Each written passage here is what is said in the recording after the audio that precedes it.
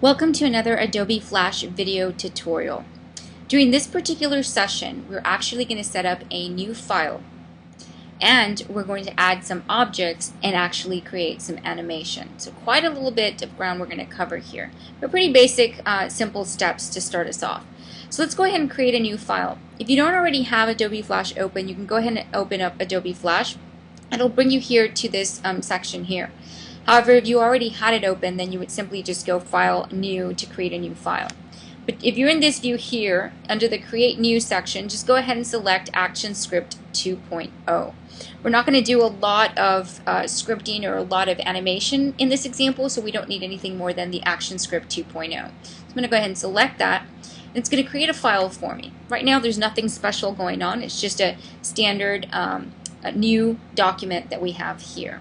Alright, so what we're going to do is actually going to begin to bring in some objects. So we're going to go over to our Tools panel located over on the right hand side here. And I'm going to go ahead and select my oval tool. Remember that if you don't see that oval as an option, remember that you can come down and click on the black little triangle and then hold it down until you see the pop-out options here and select oval tool. Let's come back over onto our stage. We're going to go ahead and draw our oval. Okay, we're going to pretend that we're just drawing just a little circle here. All right, so it already colored in our oval depending on the colors we used previously. I'm going to come back over here and get my selection tool, which is the top tool at the top. And I'm also going to switch over my panels into my properties. So I want to actually see the properties, property information about this particular item that we just created.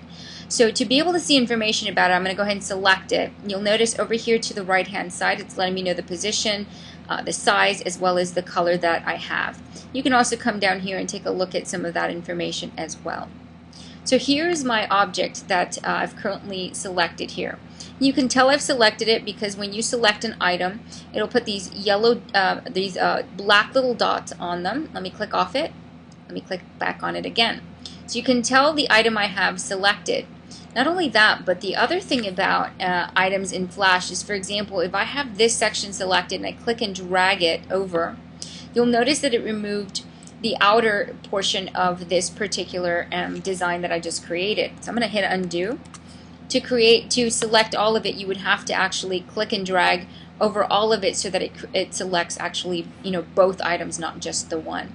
Because when you create objects in Flash, if it has an outline or a stroke to it, it will actually distinguish those as two different sections, not the same thing. So that's why you're able to separate the fill color from the stroke color. Okay, so there's two separate objects. So if you want to select the whole thing, click and drag from the white space there all the way across so that it would select both items. Okay, so now that we have our item selected here, we want to actually convert this. We want to make it a symbol, and the reason why is because if we want to use this graphic over and over again, once we've added the colors we want, we've customized it the way we like it, you want to make it a symbol, so then from then on out it's kind of like having a library of clip art that you can then just drag and drop and use, as opposed to recreating. So up here at the top navigation menu, you're going to go to Modify, and you're going to say Convert to Symbol. We want to make this an actual symbol. So again, Modify and then Convert to Symbol. And then it's going to ask you to name your symbol. So we're going to call this Left. Let's make sure we spell that right. So left eye. And make sure from the drop down menu, there are three different options. Make sure you select graphic because this is what this is actually going to be. If you were creating buttons, you can actually designate it as a button, etc. So go ahead and select graphic, and we're going to say OK. Nothing else we have to do there. Notice what it did to my to this particular selection. It no longer went from a selection. It's no longer a selection, and it went from that to this blue, light blue bounding box around it. This indicates that this is a graphic. So whenever I click on any items and I see that blue bounding box, I know that I have a graphic here. Next thing we're going to do is we're going to come over to the library information and click on library, and you'll notice that we now have a symbol called left eye. I could easily drag this into my stage. You're going to notice it's going to give me yet another eye. This is also helpful because any shapes you create that you want to keep the same size, you don't want to have to worry about, copying over the other one to make sure it's identical. You don't have to worry about that because you have now these symbols that you can drag and drop and use them as needed. And they work independent of each other, so they're not in any way connected to one another. So they're completely independent of each other. So that is how you can actually create your different symbols. So now we have our symbols ready to be able to animate if we wanted to animate them. So we're going to go ahead and take these and actually create some animation. We're just going to move them around. I know I call them eyes, but let's just say that these were maybe balls or marbles or just circles. We can definitely do that. So I'm going to come down here into the layers, and I'm just going to go ahead and name my layer, and we're going to call this left eye, because that's what we're using here for this one.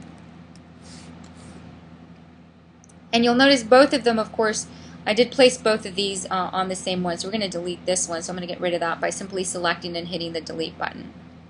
So here's our left eye. We're going to come down here to the bottom, and we're going to click on another layer, and that's how you add another layer. We talked about that, and we're going to call this one right eye. Okay, and now here on this layer, I'm going to go ahead and bring in this symbol and drop this one in here, but on that particular layer. So now I have two different layers, and I have a left eye and a right eye. So the right eye layer has a right eye, the left eye layer has the left eye. Alright, so now I have my two different eyes. And it's good to put things into different layers because then you can manipulate and do things differently with each of your items on your layers. So we're on our left eye, the layer titled also left eye here, and you notice that it's got the left eye selected. Alright, so what we're going to do is simply make sure you have the bounding box around it, make sure it's selected. We're going to go up to the top, and we're going to go to Insert, and you see multiple options here. All we need is the MotionTween, so select MotionTween, and you'll notice that automatically down in the timeline it jumped all the way to frame 24. The reason why it defaulted to frame 24 is because we have our file set to 24 frames per second. So whatever it says down here is whenever you actually do that command where you go up to the top there and select Insert MotionTween, it will default to give it to you in increments of 24 seconds per frame. Okay, so we're okay with that. We're going to leave it as is. Alright, so now that we've created this section here down in this timeline, and we've already gone to Insert and MotionTween, now all we have to do is simply drag this eye, just move it a little bit. So let's say we wanted it to move down and to the right. So I'm going to go down and to the right, and it's going to give me this little dotted line here. You see this little dotted line? This is showing the path from the starting position over to the end position. Okay, so from the start position, which is right here, all the way down to the end position, which is right here. So that's where I started. And the starting section would be on frame 1, where the end position is going to be frame 24. And this is all going to happen within 1 second, because again, we have this set to 24 frames per second. So all I'm going to do is come down here and then move this back over. And I'm going to go ahead and hit the play button down at the bottom. See this little play button here?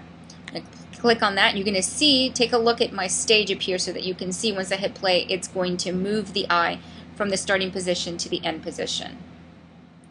Okay, so you could see there, let's do it again, that it's moving from position 1 to position 2 there. Okay, my starting to my end position. The other thing you'll notice is that my right eye just disappears on me. Why does that happen?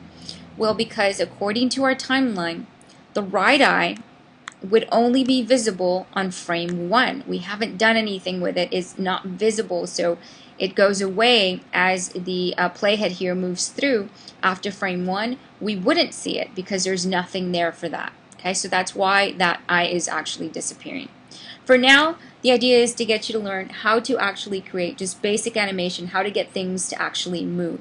So again, the command was by simply going up to your top menu and selecting Insert, and then, well, now you don't see it, but it would say MotionTween would be your option up at the top.